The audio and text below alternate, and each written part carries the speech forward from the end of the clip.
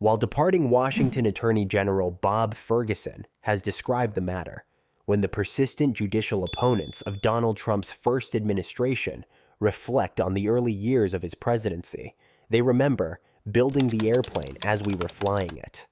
This was particularly true of the fierce and swiftly paced legal battle against the so-called travel ban. That was a landmark case in 2017 that established the framework for 4 more years of court battles. When Trump is sworn in next month, none of the Democratic state attorneys general who first sued him over that contentious policy will still be in office.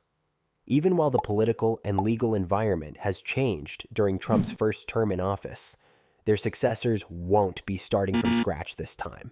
For months, if not years, they have been planning the types of cases they could wish to file in opposition to a Trump 2.0 agenda.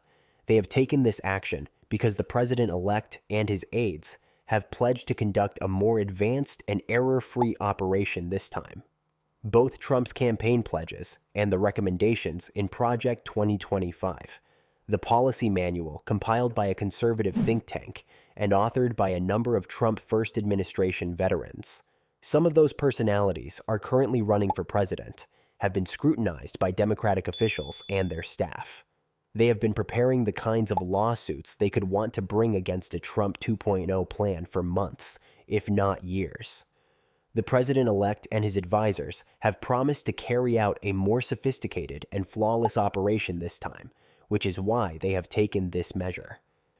Democrats expect bitter conflicts over a number of issues, including mass deportation, access to abortion, the environment, and consumer protection. The president-elect and his supporters have been a little bit more predictable with specifics than Trump was throughout his 2010 campaign, according to Rob Bonta, Attorney General of California. Bonta, a Democrat who served in the California Senate during the first Trump administration, continued, "We expect him to do what he says." He added they've already experienced this once at 1.0 and are aware of many of the instances in which he violated the law.